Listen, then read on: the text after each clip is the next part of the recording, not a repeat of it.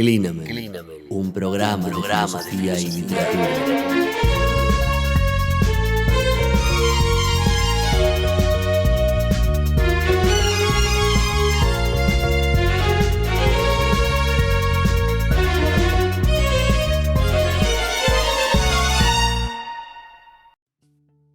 En esta oportunidad vamos a hablar de tango, aquí en Clinamen, y para semejante cometido me acompaña alguien que sabe mucho y que ha recorrido bastante los lugares del tango, sobre todo, bueno, desde la beta literaria o filosófica, y bueno, y hasta inclusive imagino que como espectador, no sé si como músico. Aquí me acompaña Oscar Conde, así que le damos la bienvenida. Buenos días, Oscar. Hola, Juan, ¿cómo estás?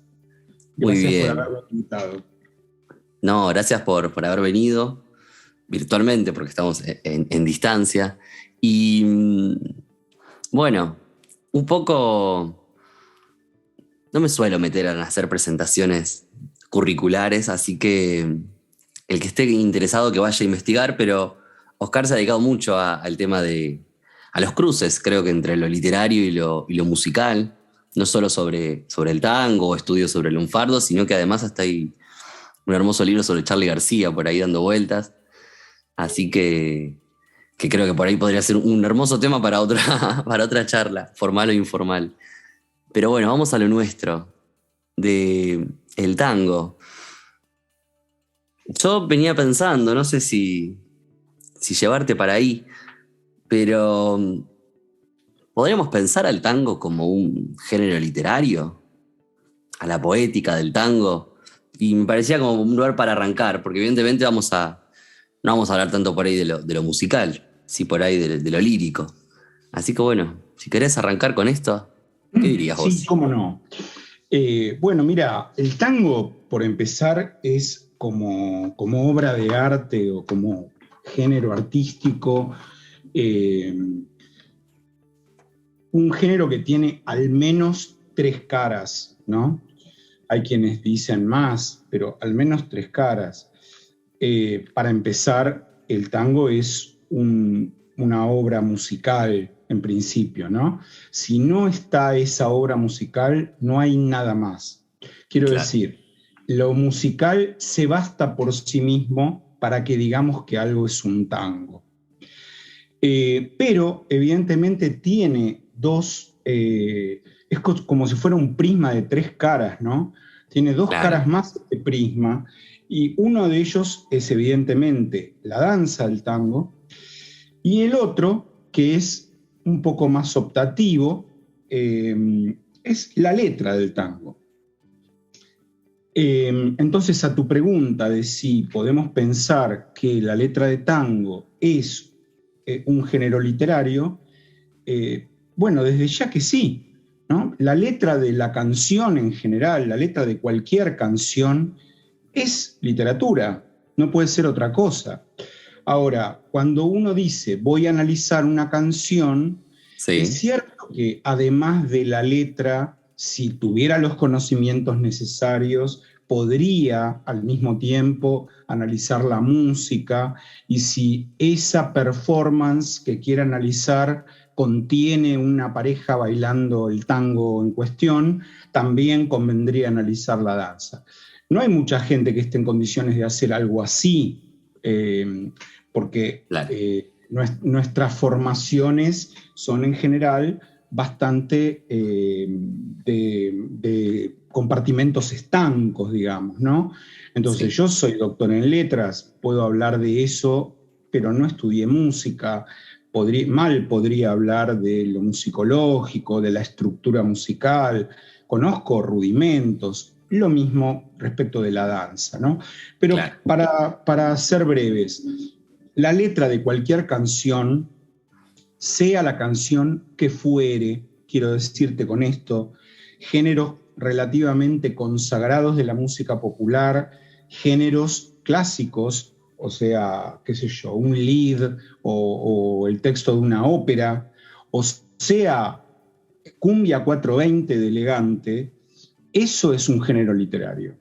Después, si la calidad es buena o es mala, de esas letras es otra cuestión. Era otro asunto, sí. Claro.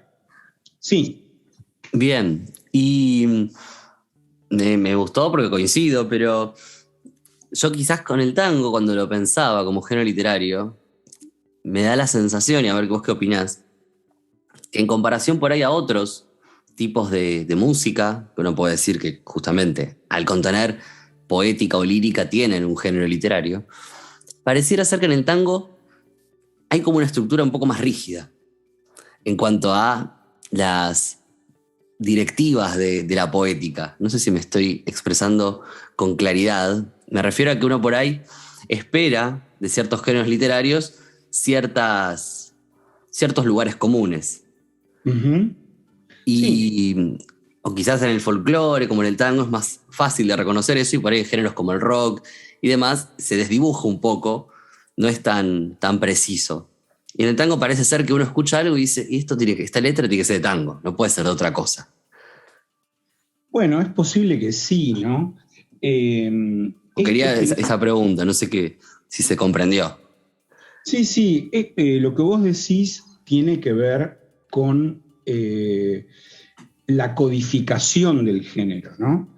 Claro. Eh, Todos los géneros nacientes literarios, Ujú. o no literarios, géneros textuales nacientes, aunque no sean literarios, eh, van constituyéndose a partir de cierta codificación, ¿no? Ciertos códigos comunes. Ujú. Eso que hace que vos leas una letra de tango de cualquier época y sin escuchar la música, intuyas, creas, pienses que es un tango, tiene que ver con esto que estamos hablando.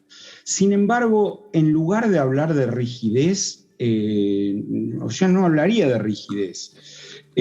Vos antes hablaste de la poética del tango, y yo Tampoco. no creo que exista una poética del tango. Existe el género letra de tango, pero dentro del género letra de tango existen muy diversas poéticas del tango. Y esto tiene que ver no solo con la individuación de los autores, que por Ujú. supuesto se distinguen uno de otro de manera transparente casi, si uno lo estudia el asunto, sino con los tiempos. Es decir, eh, los primeros estudiosos que se dedicaron a estudiar las letras de tango, Sí. esto fue algo muy casi de moda en la década del 60, donde hay algunos libros valiosísimos al respecto. Tenemos dos libros de Idea Vilariño sobre las letras de tango, la gran poeta uruguaya. Tenemos un libro de Blas Matamoro, donde se mete un poco con las letras de tango.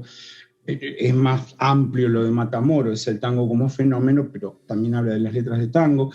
Tenemos el libro de Noemí Ulla, Tango, Rebelión y Nostalgia. Tenemos un libro extraordinario de Julio Mafud que se llama Sociología del Tango, todos de la década del 60.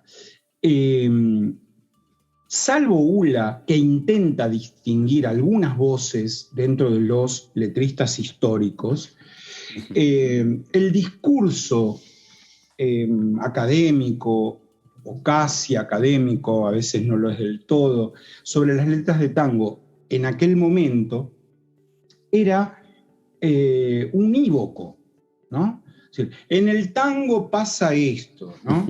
Esto me hace acordar un poco a cuando alguien que no sabe mucho de tango se mete a hablar de tango, bueno, tiene ciertos preconceptos y ciertas ideas sobre la base de realidades, ¿no? O sea, ¿existen Claro. ciertos arquetipos en la letra de tango? Sí, claro. Está la figura de la milonguita, está el tema del abandono, hay ciertos arquetipos. Ahora, si uno de verdad conoce el género, sabe que el modo de abordar esos temas fue muy cambiante a lo largo de la historia de la letra de tango. Entonces, yo no puedo pensar que en los tangos de Contursi pasa lo mismo que en los tangos de Discépolo, y tampoco puedo pensar que en los tangos de Mansi pasa lo mismo que en los tangos de Acho Stoll o de Ferrer, ¿no? Porque no pasa lo mismo. Claro. Digamos que hay de parte de cada uno de estos poetas una cosmovisión particular, un modo de entender el mundo, y en general eso no está desligado del tiempo en el que ellos vivieron. ¿Sí? Por eso, Sí, cuando sí. yo me dediqué a estudiar y a escribir sobre tango por primera vez, que fue en el libro Poéticas del Tango, un libro, bueno, que está muy agotado, del año 2003, este librito, lo que yo propuse es armar un equipo de investigación en el cual diferentes personas nos dedicásemos a estudiar a diferentes letristas, con cierta profundidad, para luego, leyendo el libro entero, tener una idea clara de, pero entonces Discépolo habla de tal cosa y tal cosa, y Pascual Contursi habla de tal otra, y Celedonio de tal otra. Es con esa intención, ¿no? Bueno, eso, simplemente. Sí, totalmente. Me faltaron los plurales de comienzo y es verdad, sí. Uno podría hablar de las poéticas y quizás más que rigidez, un ámbito, una zona de influencia donde se desenvuelven, ¿no?, estos fenómenos, los espacios del tango, que son evidentemente más de uno. Sí. Pero además lo que tiene el tango para hacer una música popular, para hacer, una canción de consumo popular, Claro. Es que los temas del tango son infinitos. Quiero decir, por supuesto que hay temas recurrentes que se reiteran y qué sé yo, pero en el tango entra todo, ¿no? Digamos, hay tangos que son casi de contenido teológico, como el tango Tormenta de Discépolo, suponete, ¿no? Y desde ahí en adelante, digamos, hay todo tipo de temas tratados en el tango, ¿no? Desde distintos puntos de vista, un punto de vista serio, un punto de vista romántico, un punto de vista pesimista, un punto de vista grotesco, uno humorístico, en fin. Eso, en ese sentido, el tango es una canción popular muy completa, muy compleja y a todas luces desconocida en gran parte por todos nosotros. Claro. Todos nosotros, digo, no solamente por la gente común que de vez en cuando escucha un tango y puede llegar a reconocerlo, ¿no? Digo, los que estudiamos el tema del tango, no sé cuántas letras podemos llegar a conocer o cuántos tangos podemos llegar a conocer con letra. Estamos hablando, Sí. estoy hablando de letra, ¿no? Suponete que con toda la furia conozcamos 1000, 1500, no sé, con toda la furia. Pero resulta que la letra de tango a lo largo de toda su historia ha dado probablemente hasta hoy unas 50.000 letras. Claro. ¿Ves? Es inabordable. Y las otras 49.000 no las conocemos, no las tenemos presentes, tal vez porque son tangos que quedaron un poco en el olvido o que simplemente no los conocemos, ¿no? Y nadie los toca ya, no conseguís la grabación, lo que fuere, ¿no? Mira, te cuento esta pequeña anécdota para que veas. Dale. Hace unos años conozco al sobrino de Francisco García Jiménez y le digo, vos tenés algunos papeles de... Yo lo trataba de usted, ¿no? Usted tiene, ahora lo trató de vos, pero en aquel momento... ¿Tenés algunos papeles de tu tío? Sí, algunas cosas tengo, algunas letras inéditas, algunas cosas tengo. Digo, sería muy bueno hacer un libro con las letras de García Jiménez. Y dice, bueno, mira, yo te voy a dar una lista de Sadaic. En Sadaic hay estas 180 letras registradas, ¿no? Ya eso, más las que yo tengo inéditas, bueno, inéditas él tenía, creo que 40, ¿no? Claro. Bueno, me puse a hacer el libro. Está terminado el libro, está esperando que una editorial donde lo presentamos se digne a decirnos si lo publicamos el año que viene o se lo devolvemos. Estamos en esa espera hace un año. Sí. Bueno, lo cierto es que me pongo a buscar, a investigar, y yo encontré, no es que las encontré todas, hay, ponele 50 o 60 que no terminé de encontrar la letra, o encontré fragmentos del primer verso, los primeros 4 versos, cosas así. Claro. Pero de las 180 que tenía registradas en Sadaic, yo encontré que había 260. ¿Entendés? O sea, claro, 80 más de las que el propio sobrino sabía. Y la mayoría de ellas, muchas de ellas, con partitura impresa. O sea, encontré la partitura. Así que, sí. Con esto quiero decirte que nadie sabe bien, salvo que haya sido alguien muy cuidadoso con el legado de su padre o de su abuelo. Nadie sabe bien cuántos son los temas que se hicieron, pero ni siquiera los grandes y consagrados letristas de tango, ¿no? Quizá con las excepciones de Discépolo, de Mansi, bueno, y ahora de García Jiménez, que al menos yo lo sé, claro, estoy contando acá. Bueno, ¿quién podría decir cuántos tangos escribió Cátulo, cuántos tangos escribió Cadícamo, cuántos Homero Expósito? No lo sabemos, hay que estudiarlo un poco más. Imagínate con los autores de menor repercusión o de menor conocimiento, algunos bastante prolíficos también. Bueno, todo eso está por investigarse, nadie se está tomando ese trabajo. Entonces, hablamos del tango, pero en realidad lo que podemos decir del tango es lo mismo que podemos decir de la tragedia griega, ¿no?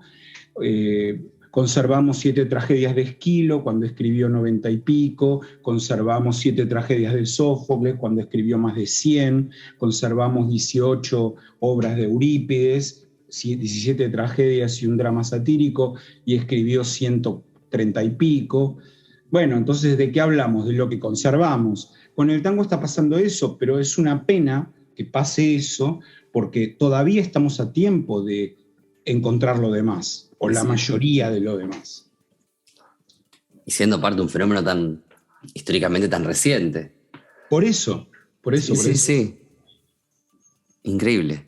Lo que ocurre es que si no lo hacemos nosotros, Juan, digo, tipos de mi edad, tipos de tu edad, dentro de 50 años no lo va a hacer nadie.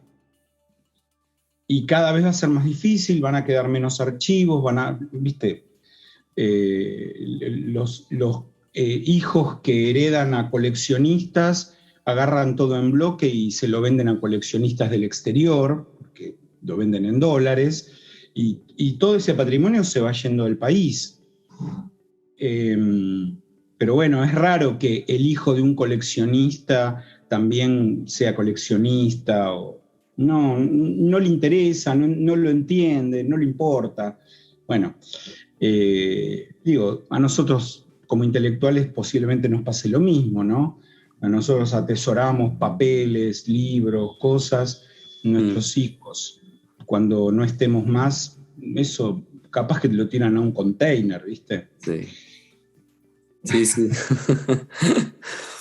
Bueno, tratemos de salir de esa decepción, pero sí, es real. Es real. Sí. Bueno,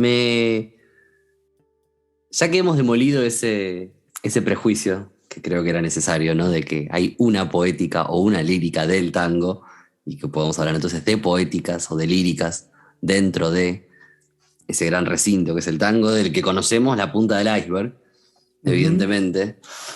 Me acordaba, ¿no? Como ejemplo, Otario que andás penando.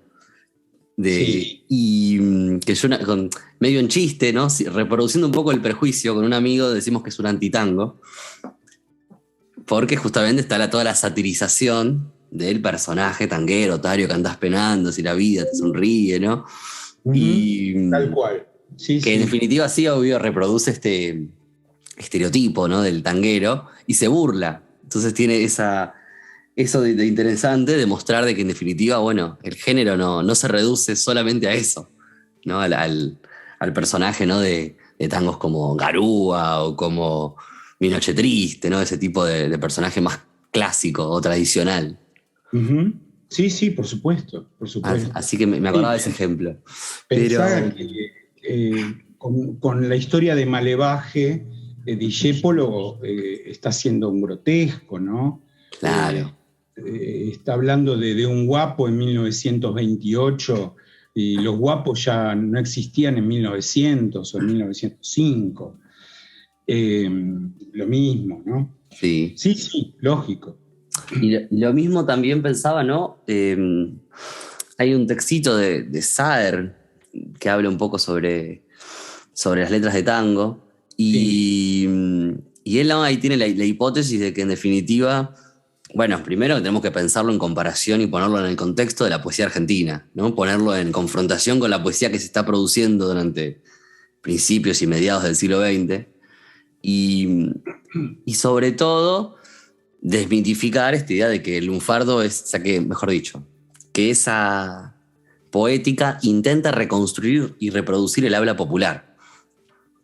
Y que en definitiva, o sea, esa es la hipótesis que trae Saer, que me parece como para preguntarte a vos que has estudiado bastante sobre el lunfardo. Él tiene esa idea, esa conjetura de que en definitiva debemos pensarla como una lengua exclusivamente literaria y que el lunfardo que pone en boca de los personajes desde la década del 20, del 30, o incluso antes, era una lengua que no corría por las calles, efectivamente. Como que habría una tensión entre lengua hablada y lengua literaria. Sí. Veamos, esto sucede siempre. Por supuesto que los inmigrantes italianos Mm, no hablan en la realidad o no hablaban en la realidad como los personajes del conventillo de la Paloma de Vacareza, digamos, ¿no? ajá. Obvio, ¿no? Eso es una obviedad, por Por supuesto. sí. Saer era un escritor y él entiende que hay una lengua literaria. Lo que no termina de entender del todo es que si efectivamente el lunfardo tuviera esa ajenidad o esa cripticidad para el auditorio que está escuchando ese tango, el tango no habría tenido ninguna repercusión y ningún éxito. Exacto. Lo que sucede con el tango es lo mismo que sucede con el sainete, en el sentido de que la persona que está escuchando un tango se siente representada por lo que está pasando ahí. Es decir, siente que eso que se cuenta en la letra del tango que está escuchando le podría haber pasado o lo podría pasar en el futuro, ¿no? Sí. Y este nivel de identificación es un nivel que solo se da en la literatura popular, no en la literatura, voy a usar una palabra que no me gusta, pero comillas, culta, que Claro. hace Saer, por ejemplo, Sí, sí, ¿no? sí. Eh, los géneros populares son así, digamos, vos te identificás porque, no sé, es un personaje que lo hace Gasalla en la tele, ¿entendés? O Sí. Capusotto. Aparte en el tango, perdón que te interrumpa, pero está muy presente la imagen, ¿no? En esta figura de la confesión, de algún modo, ¿no? Y uno Evidente. es el personaje solitario, no es que sea, ¿no? Es una figura muy recurrente, Sí. contando y confesando una pena o lo que fuere.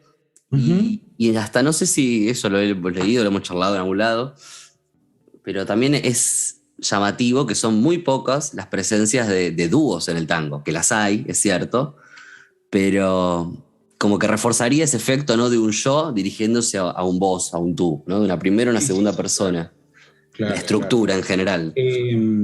Sí, digamos, el tango, esto también lo dice Mafud, ¿no? Que lo Claro. nombramos antes.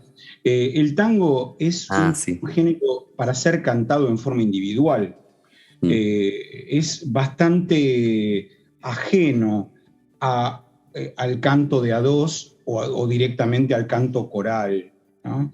Otra Sí, vez recordábamos con alguien un disco de Rubén Juárez, el álbum blanco de Rubén Juárez, que termina claro. con tangos corales Sí, que son espantosos y son que extrañísimos, sí. no representan el espíritu del tango, a mi No. juicio, ¿no?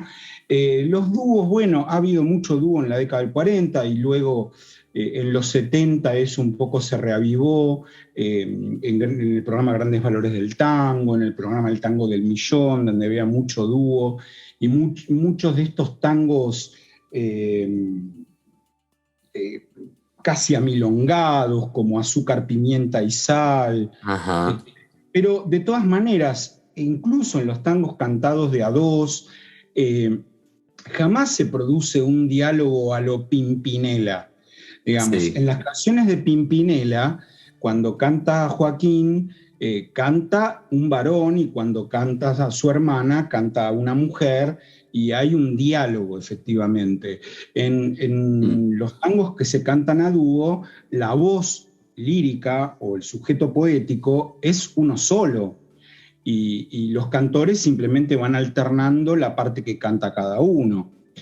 Esto es lo mismo que sucede en los duetos de, no sé, del último disco de David Lebón, suponete. Sí, sí, Pasa sí. lo mismo, digamos, es Claro. simplemente, bueno, quiero invitar a cantar conmigo esta canción, yo canto la primera estrofa, vos cantás la segunda, yo canto la primera parte del estribillo, vos cantás la segunda parte, y después el último versito del estribillo lo cantamos juntos. Bueno, eso es una cosa de lucimiento, de lo que fuere, ¿no? Pero quiero decir, eso no afecta la, eh, la letra, digamos, en el sentido del el poema, por decir así, ¿no? Eh, sí, el tango es para ser cantado de a uno, para mí clarísimamente. Sí, sí, sí. Bueno, el ejemplo de Juárez es clave. A mí me pasa, tengo la misma experiencia como oyente de escuchar el disco hasta ahí. Y luego saltear Claro. esa, que son, creo que son Volver y Malena, ¿no? Sí, Esas dos. Pero, pero bueno, compensa con sus canciones a solo bandoneón y él cantando. no, Ahí clarísimamente. está, por Aparte supuesto. fue un gran artista, pero creo que eso es un error, fue un Sí, error, no sí, sé. sí. Eh, bien, bien, bien. Bueno, me gustaría abrir como dos puertas que se pueden creo que ir abriendo un poco en simultáneo para meternos. Por un lado, bueno, ir como eso, ya estamos acercando rasgos ahí de lo que podemos esperar encontrar en un tango. Ahora esta cuestión de, ¿no? De la voz solitaria, ¿no? De este sujeto protagónico. Y bueno, pensar entonces qué rasgos en vinculación a la filosofía aparentemente aparecen en el tango, ¿no? Y me acuerdo del libro ahora de Cordero, que está muy Ujú. ahí, ¿no? Esa vinculación con la filosofía griega o con las problemáticas filosóficas en general. Y eso como un horizonte, tener en cuenta. Pero más que nada me gustaría que me cuentes un poco, me hagas un breve mapa, si te parece, de los principales letristas, de algunos que quieras hablar. Bueno, si yo tuviera que responder más o menos a fondo todo esto, No, por supuesto que no. eh, daríamos 8 horas más o menos. No, no, no, por supuesto, pero me gustaría eso, como poder dar ahí una pequeña tecla de por qué Discepolo no es Homero Mansi o por qué Bien, bien. Expósito, Eh, no sé, pequeña Cátulo Castillo. ¿Cómo no? Mira, hay una cosa casi generacional que también uno tendría que verlo así. Cuando yo doy algún curso sobre la letrística del tango, hablo de la primera generación de letristas, la segunda generación de letristas, la tercera generación de letristas, y Claro, luego llego a los letristas de los 60 y luego a los letristas de fines del siglo XX y comienzos del XXI, ¿no? O sea que por lo menos hay 6 generaciones de letristas ya dentro de la historia del tango, pero como yo me dedico al tango tradicional, porque, bueno, porque es lo que más me interesa en principio y porque creo que es ahí donde hay que meterle toda la garra para tratar de entender más a fondo el fenómeno, de conocerlo y de encontrar todos los materiales que no estamos teniendo. Claro, de rescatarlos, ¿no? Sí. Y por eso, bueno, yo te diría que ahí habría como 3 generaciones de letristas. Hay una primera generación que actúa primordialmente, digamos, son los actores, los letristas, actores del primer periodo del tango canción. Ese primer periodo para mí tiene un cierre en el año 1926. Bien. Sí. Y estos autores son Pascual Contursi, Celedonio Flores, José González Castillo, Manuel Romero, y podría ser Luis Roldán. Solo menciono algunos, pero bueno, los principalísimos están. Sí. Yo digo, son los grandes animadores de ese primer momento, casi todos ellos. Contursi muere en el año 32, pero Celedonio sigue produciendo hasta su muerte en 1947, Manuel Romero también. Pero estos antiguos letristas del tango canción, de la primera generación, tienen como ciertos temas preferidos, que son, por supuesto, los más arquetípicos de todos. Claro. Hay ahí como el tema del abandono, el tema de la milonguita, el tema del guapo, el tema del barrio, pero todavía entendido todavía no como el barrio, sino como la casa donde nacimos o el gran ámbito que conocemos. No sé, estoy pensando en el tango Puente Alsina, ponele. Claro, sí. Estoy pensando en cómo aparece Barracas en el tango Silbando, de José González Castillo. Bueno, y también está todavía ahí la violencia de los duelos. Claro. Aparecen en varios tangos todavía el tema de Isacol Facón y ¿viste? Compadrito, ¿no? La figura. Exactamente, ¿no? Que por supuesto es una figura que está muy presente en el imaginario del primer cuarto del siglo XX, pero que, como te dije antes, son tipos que ya es un tipo que se estaba perdiendo, un tipo urbano que se estaba perdiendo en ese momento. No había guapos en 1925, quiero decir, ¿no? Sí, es una nostalgia. Claro, pero en 1900 sí, digamos eso, ¿no? Lo pienso, ¿no? Como un paralelo, sin irnos del tema, pero tiene mucha consonancia con la literatura borgiana de esa época, ¿no? Esta cuestión, o me llevó a conectarlo. Y me parece que en sus libros sobre el tango él no recrea un poco este espíritu. Sí, claro. Él habla del tango. Fue disruptivo el comentario. No, está bien. Eso sería otro tema por sí solo, ¿no? La relación entre Borges y el tango. Borges habla un poquito del tango y un poquito del lunfardo también en los ensayos de la trilogía Cautiva, especialmente en el libro El tamaño de mi esperanza y en El idioma de los argentinos. Claro. Y vuelve sobre el asunto, pero ya interesado en otra cosa, en el Evaristo Carriego, ¿no? Cuando él publica sus obras completas en el año 55, por primera vez en distintos tomitos de MC, el primer ensayo que aparece ahí es Evaristo Carriego.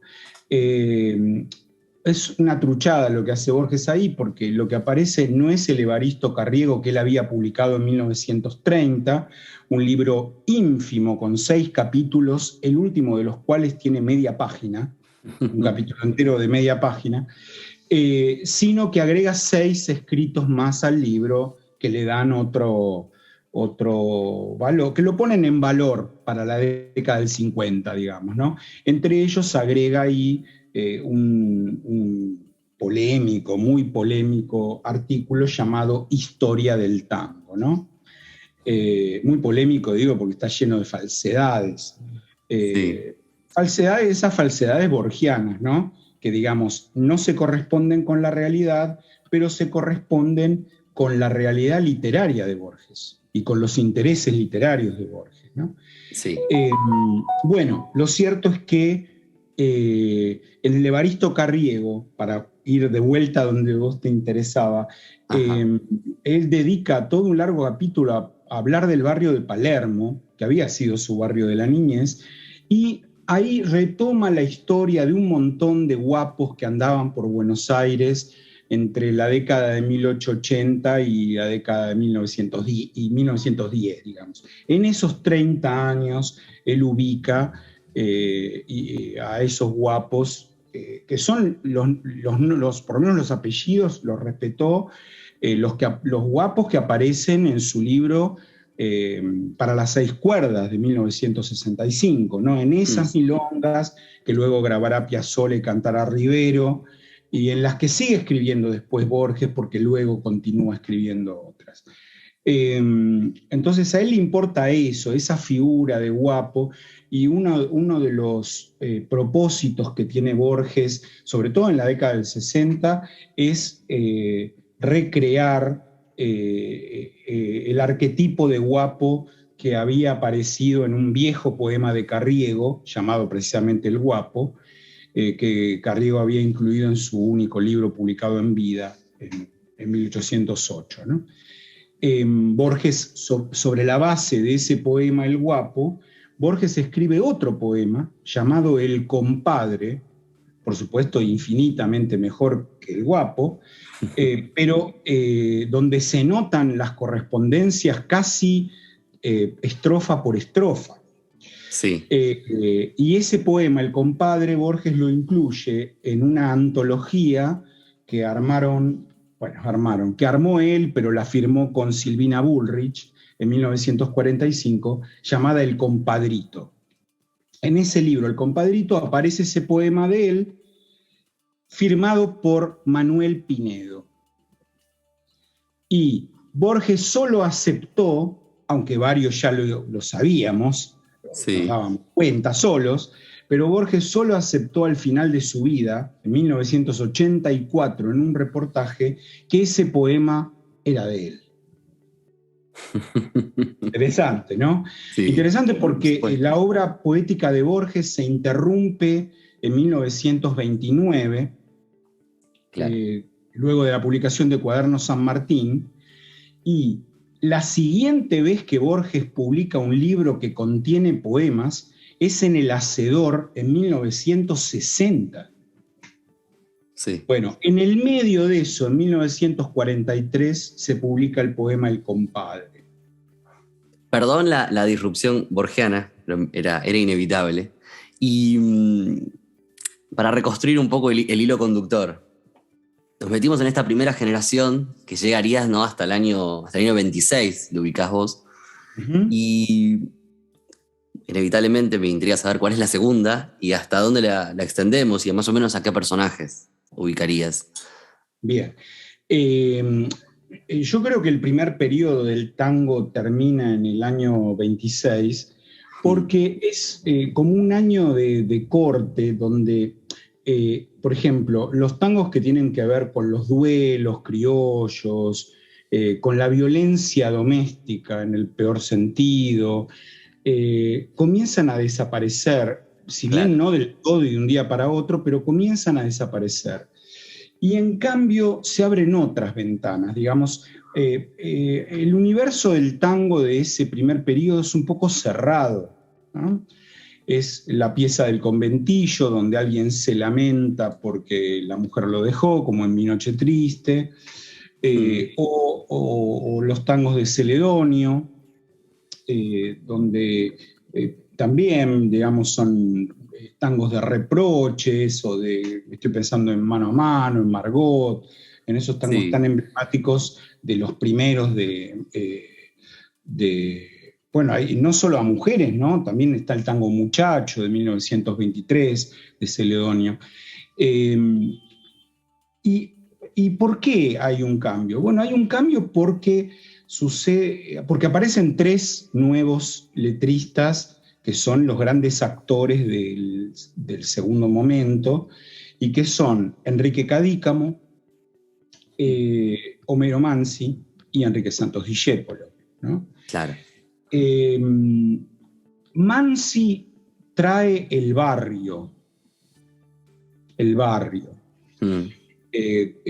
Pienso en el tango Viejo Ciego, por ejemplo. Sí. O sea, Mansi resucita a Carriego y habla ya del barrio, no el conventillo, no es una pieza roñosa en un lugar, no, es un barrio de calles de tierra, por supuesto, lejos del centro, un barrio, ¿no? Sí. Estaba ya en amenaza un poco, ¿no? Claro, la década del 30, 40, ¿no? Sí, claro, pero digamos, Mansi, digamos que prácticamente sin usar lunfardo, se aparta de todo lo que tiene que ver con los bajos fondos, con el mundo criminoso. Claro. Por supuesto, el tratamiento de la figura femenina en Mansi no tiene nada que ver con el tratamiento de la figura femenina en Celedonio, por ejemplo.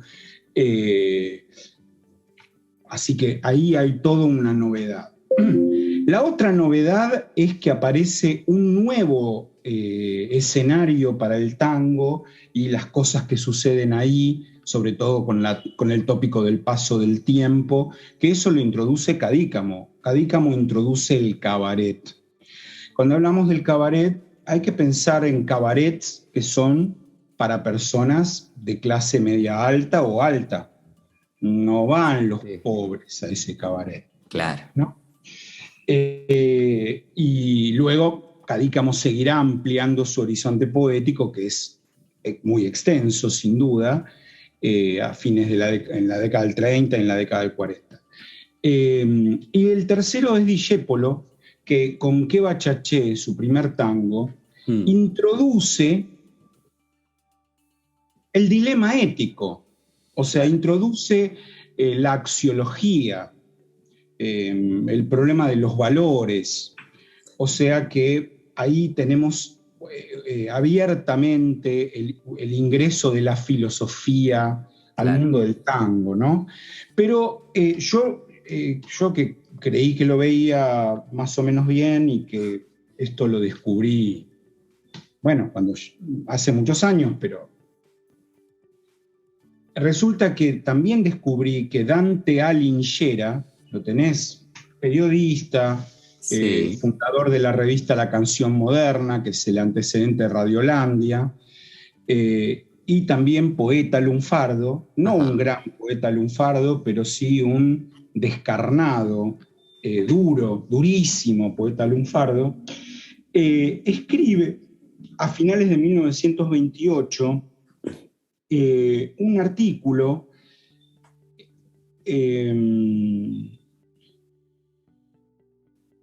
no es un artículo, es un pequeño recuadro, ¿no? Pone una foto de Discépolo en la revista y el 5 de noviembre del 28 es eso, ¿no? Bien. Y escribe este epígrafe, dice: el afortunado autor de los 3 tangos más originales que ha conocido la literatura milonguera, Enrique Santos Discépolo, es un espíritu de excepción en el ambiente, porque a sus cualidades de hombre que ha buceado en el pozo cenagoso de la vida, une un talento sin vulgaridades y un gran temperamento de innovación. Esta noche me emborracho es la tragedia del hombre que siente, Que Bachaché la del hombre que piensa y Chorra la del hombre que cree. El tango tiene ya su salvador y su filósofo. Welcome. Que yo imagino que Dante Alighieri habría pronunciado welcome, ¿no? Quiere decir que Excelente. yo digo, bueno, Discepolo introduce el tema filosófico o el tema ético directamente en el tango, pero Linchera va más allá, porque él dice, pero mirá que en Esta noche me emborracho también hay una filosofía, mirá que en Chorra, un tango grotesco, también hay una filosofía. Bueno, claro, y eso a mí no se me había ocurrido, pero a Linchera sí, y en 1928. Claro, uno va atrás de tangos más, ¿no? Como Tormenta, que decíamos, tangos más Claro. emblemáticos, usualmente. Tal cual, sí, sí, tal cual. Pero es cierto, digamos, ¿no? Porque lo que uno tiene como gran tema en Esta noche me emborracho, algo que se liga con los tangos de la década del 20 de Cadícamo, es este drama del paso del tiempo, Hmm. reflejado en una mujer que hace 10 años fue mi locura, que llega hasta la traición por su hermosura, ¿no? Sí. Eh, Eso por un lado. En Chorra es otra cosa, ¿no? En Chorra es el desengaño, el haber creído y haber confiado en una mujer, una persona, porque Hmm. más allá de que sea una mujer, y le fallaron. Bueno, es Lo parecido a la temática estafaron. de Uno, ¿no? En ese punto. Eh, sí, pero en uno hay otros problemas, me Ok. parece, más acuciantes y más relacionados con el momento vital de Discepolo, 1943. Bien. Es otro momento, creo yo. Por lo pronto, Discepolo abandona el grotesco eh, a partir o después de que Zapa Señor, diría yo, abandona Claro. el grotesco, ¿no? Sí.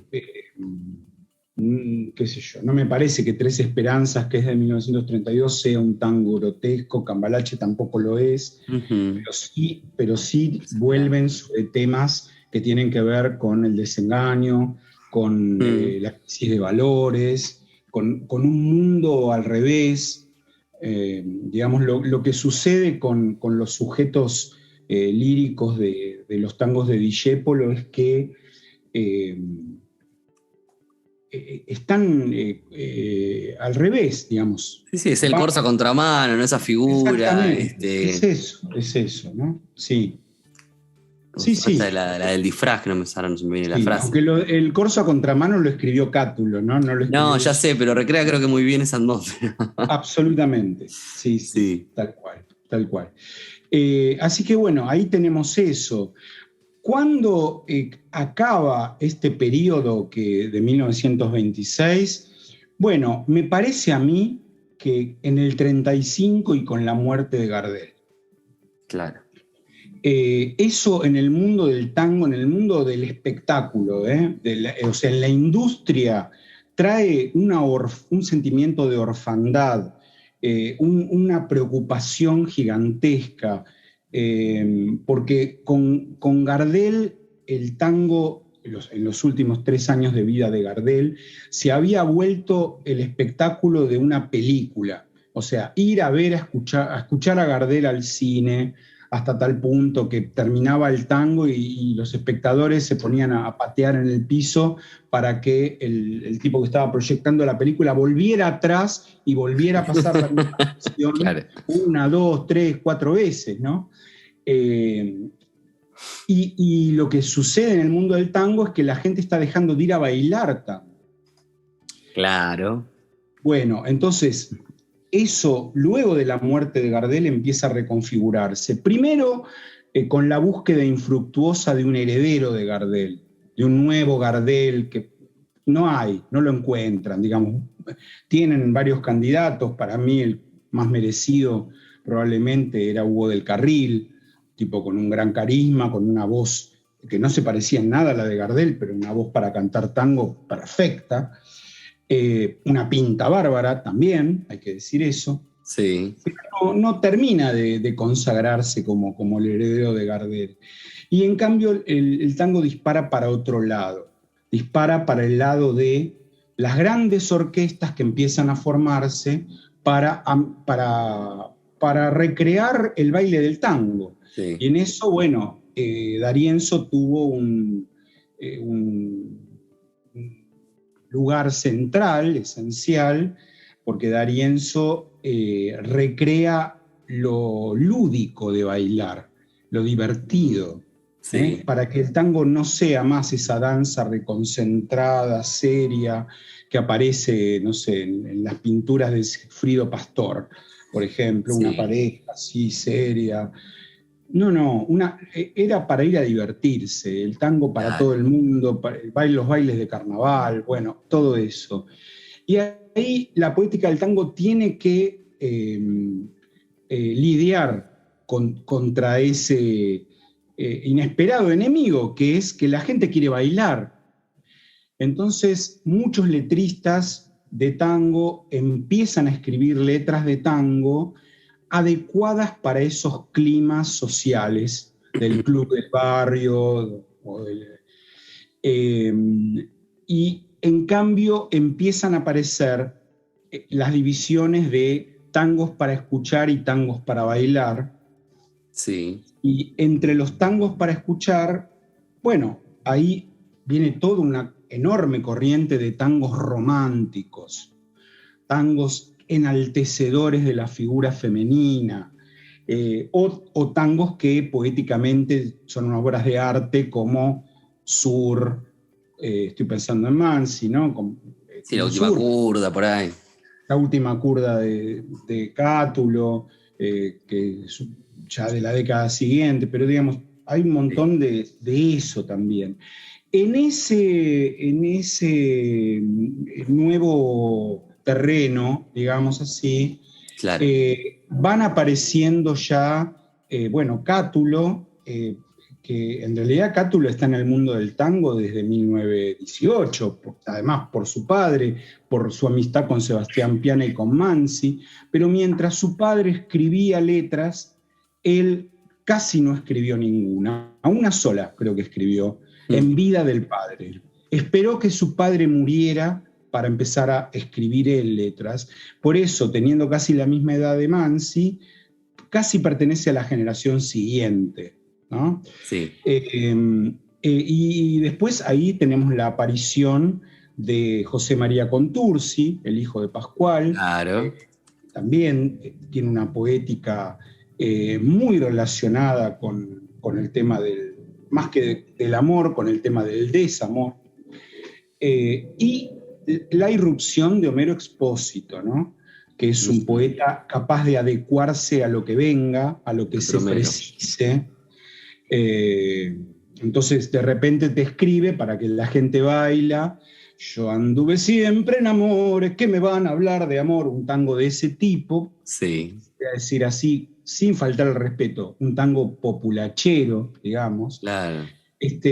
pero al mismo tiempo te escribe trenzas, te escribe, Sí. bueno, todo lo que ya conocemos, ¿no? Naranjo en flor y qué sé yo. Claro, Estamos a comienzos de Fliche, la sí, década del sí. 40, ¿no?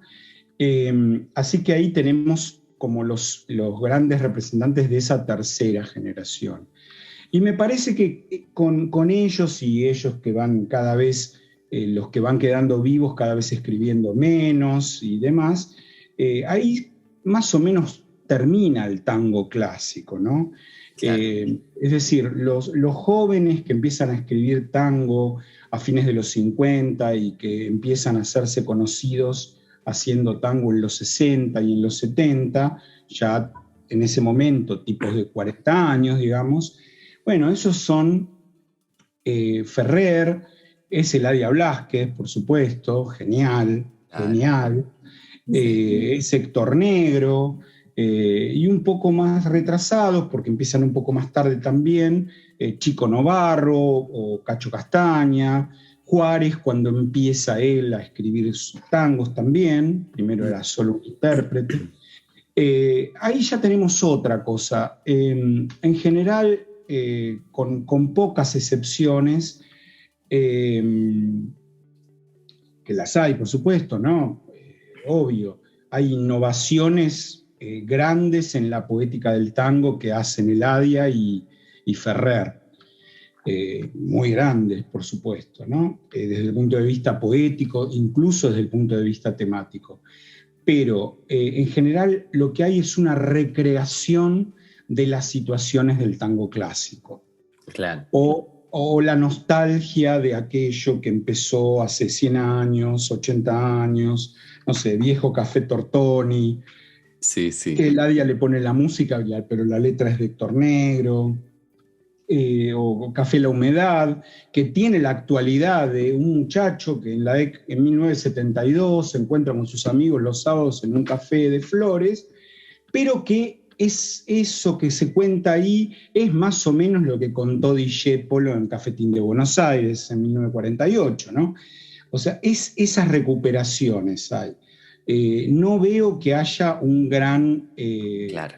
avance, digamos así, poético, y me parece que hasta fines de los años 90 eso no aparece otra vez, con la vitalidad necesaria. Ahí sí aparece con Alorza, aparece con Nacho Stoll, aparece con el Tape Rubín, que son autores que renuevan mucho la cosa, remueven el avispero, renuevan la cosa. Después muchísimos más, ¿no? Entre los más jóvenes, muchas mujeres, letristas, algunas muy talentosas, como sé, Marta Pizzo, últimamente Denise Amarela, y algunos letristas que a mí me encantan, como Matías Mauricio, por ejemplo, ¿no? Sí. Bueno, me encanta porque queda para ir a buscar ahí.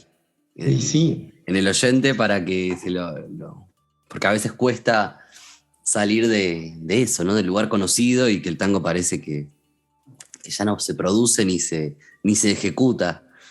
No, se ejecuta, pero increíblemente. Lo que sí hay que decir, Ujú. y los tangueros actuales a veces se enojan cuando me oyen decir esto, pero no puedo no decirlo. Lo que sí hay que decir es que un artista actual de tango puede tener toda la intención de conservar la esencia popular de lo que hace.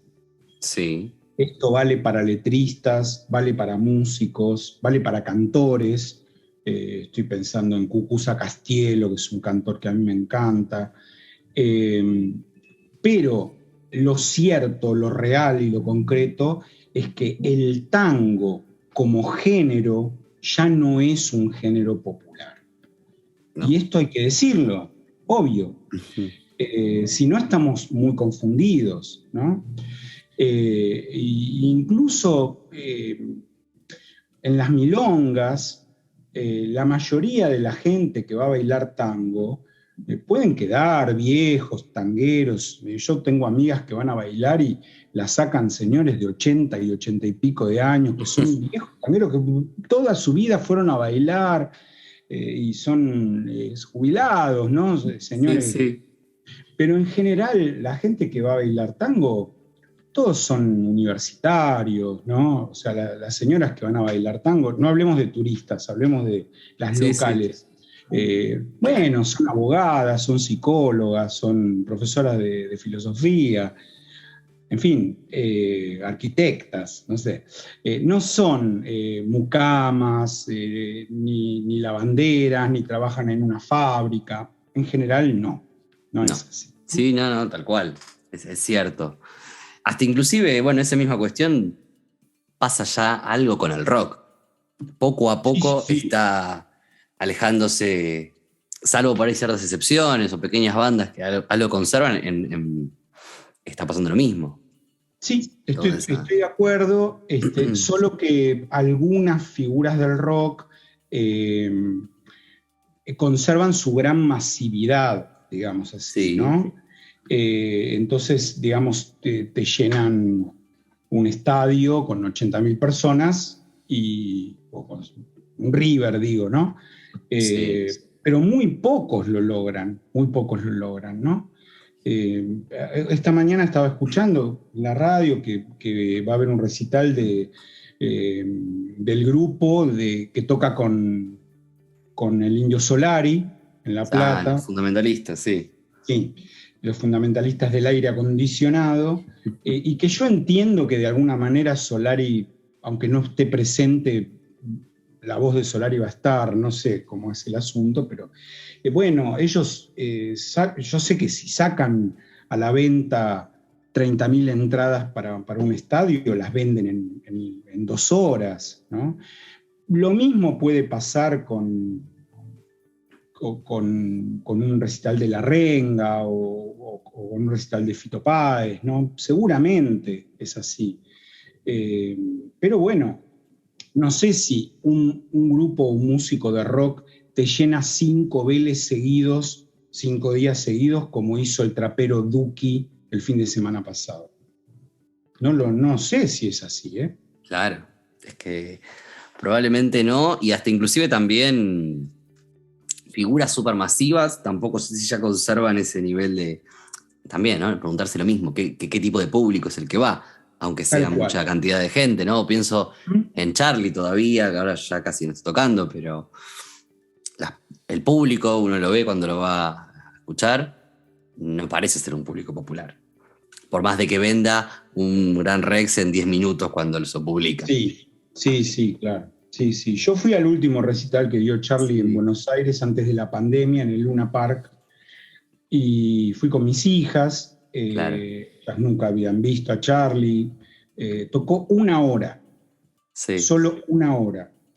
No fue la gran cosa el recital, por supuesto casi todo lo cantó Rosario Ortega. Claro. Y había mucha gente muy joven, pero claro, en mi misma situación, casi todos con el papá y la mamá, o sea, una familia, ¿no? Sí. Hasta te diría, abuelos, padres, hijos, juntos, ¿no? Así. Pero claro, no, obviamente. Además, ya por los propios precios de las entradas tan popular, ¿viste? No resulta. No, exactamente. Sí, creo que por eso ocurren otro tipo de cuestiones, o uno lo mismo lo veía con figuras como Spinetta. En los últimos años, yo lo recuerdo de haberlo visto una vez y éramos por ahí 50 personas. Sí. Y Spinetta era una persona que gozaba de una reputación ya emblemática en vida en los últimos años. Sí, pero aún así eso no significaba público. O era un público muy acotado. La diferencia entre el Flaco y Charlie es que al Flaco no le importaba. Claro. No le importaba demasiado, digamos. No. Charlie necesita del público como el vampiro necesita de la sangre, ¿viste? Sí. Entonces entiendo que para Charlie podría resultar más doloroso. Sin embargo, bueno, cuando fue el festejo de su cumpleaños de 70, con el CCK, todo ese día que fue el recital de Fito en el Colón con canciones de Charlie, haciendo solo canciones de Charlie. Charlie está recontra vigente porque, bueno, habemos miles y miles de personas de distintas edades que somos capaces de hacer sacrificios por ir a escuchar a Charlie o por demostrarle nuestra adhesión solamente. Exacto, sí. Bueno, me encantó que hayamos terminado en algo de rock para complementar con música porteña también de otro lado. Bien. De la ciudad. ¿No? Que un poco mucha es la música de los hijos de estas generaciones, ¿no? Que veníamos del tango, los hijos y los nietos terminan en el rock. Bueno, un poco la historia de Juárez, ¿no? Que él quería tocar como los Beatles, decía. Y nada, se decidió por el tango.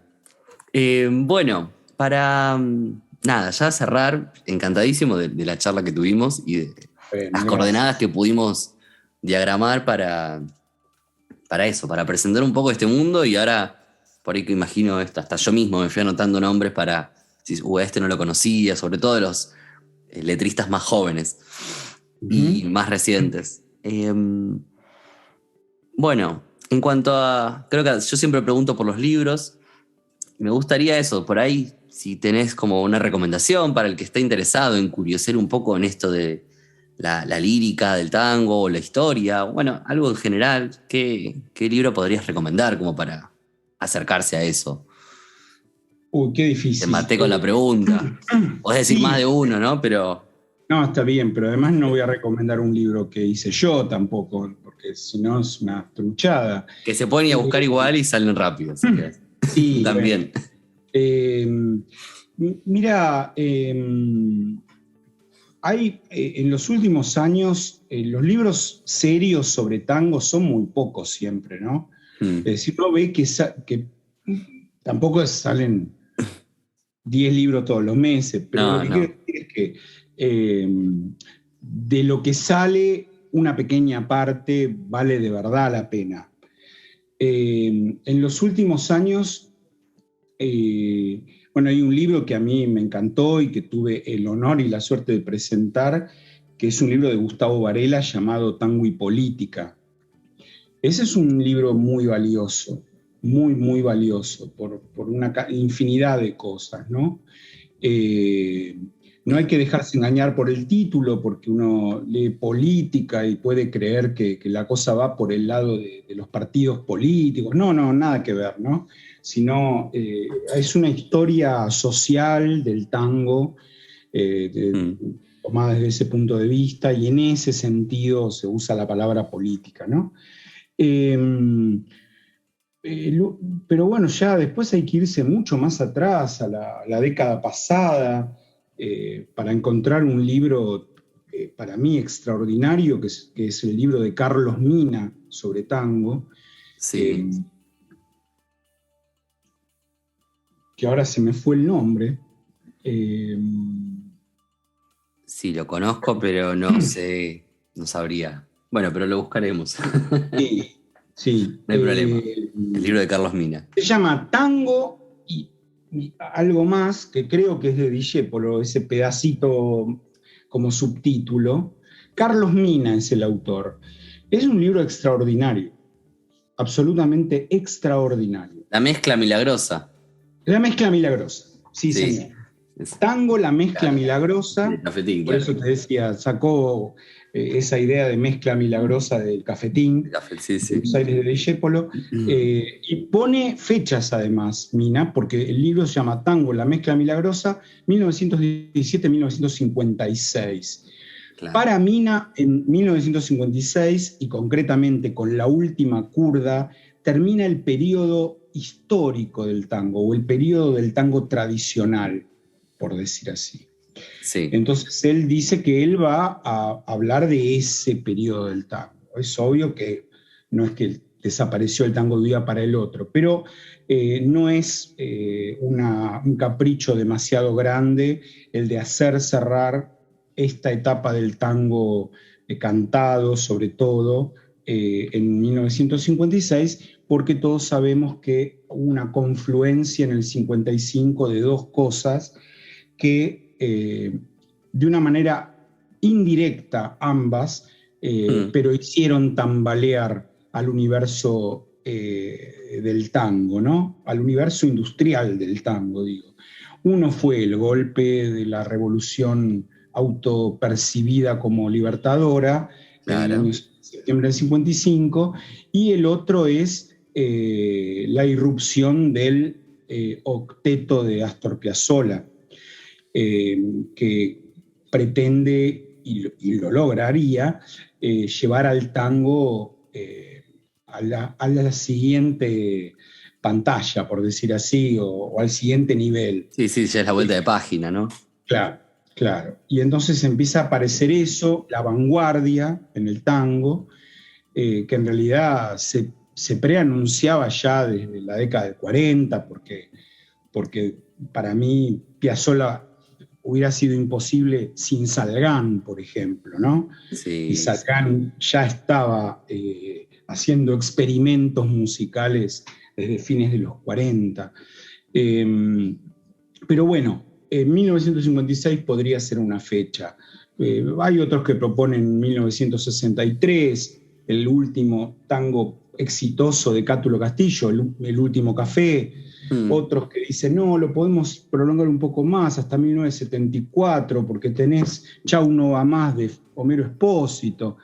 Bueno, eso podríamos discutirlo un poco, Sí, pero pero claro. Es está entre más o fines de menos los claro. 50 y Sí, Y sí, los años 60, que también esos 60 supone ya un cambio cultural importante a nivel sí, nacional e evidente. internacional. O sea, se abre otro Desde ya. escenario. Sí, sí, sí, claro. Así que Claro. bueno, tenemos el libro de Carlos Mina, La Sí, mezcla señor. milagrosa, y el Sí. de Tango y Y el de Gustavo política de Varela. Varela. Sí, sí. Me Bien, parece que son libros muy importantes, muy, muy importantes. Luego hay compiladitos de claro. artículos. Eso hay, hay muchos más. Hay unos muy lindos, digo, son dos volúmenes publicados por el Centro Cultural de la Cooperación Sí, con, la COP. la que actuó como editora de ese material es Mercedes Lisca, Mm, una gran estudiosa del tango, muy importante, y que también, por supuesto, son libros muy recomendables.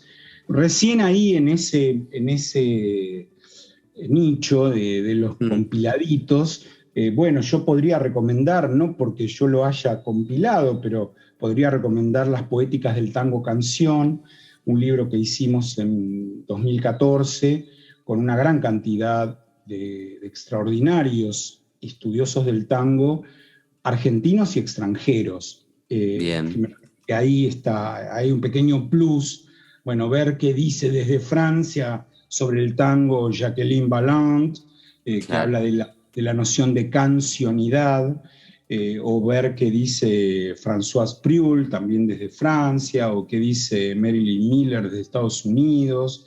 Y después, bueno, algunos que siempre son reacios a participar y a escribir en este tipo de libros y que me dijeron que sí, como Julio Schwartzman, por ejemplo. Sí. Eh, bueno, grandes nombres hay en ese libro. El propio Varela, hablando de por qué tango y peronismo son incompatibles, en el librito, ¿no? Que este sí Bueno, se es un libro consigue, afortunadamente. sí, se consigue, está publicado por Biblos, en Sí, coedición con la Universidad Nacional de Lanús, y todavía es un libro asequible. bárbaro. Bueno, me encantó eso, sí. Ese justo estaba mirando en internet para eso, recomendar cosas hallables. Pero bueno, afortunadamente igual Buenos Aires es una ciudad de usados y se consiguen muchas cosas. Sí, sí, sí, sí, sí, señor. Bueno, creo que estamos. Satisfecho estoy. Claramente me quedaría horas charlando, pero me parece que ya hemos abordado lo suficiente. ¿Vos qué opinás? Bien, bien. Vamos a dar Sí, sí, me parece que cierre. sí. Me parece que sí. Bien. Bueno, me alegro de que Bueno, no se haya vuelto a cortar, que no haya pasado nada raro. Eh, no, pero bueno, funcionó perfecto eh, esta vez y te agradezco mucho la participación para bueno, haber venido. muchas gracias. Este ha sido el episodio 6 de Clinamen. Mi nombre es Juan Papacidero. Puedes encontrarme en redes sociales, Facebook, Instagram, en clinamen.filo o bien en De Papacidero Experimento. Muchas gracias por escucharme.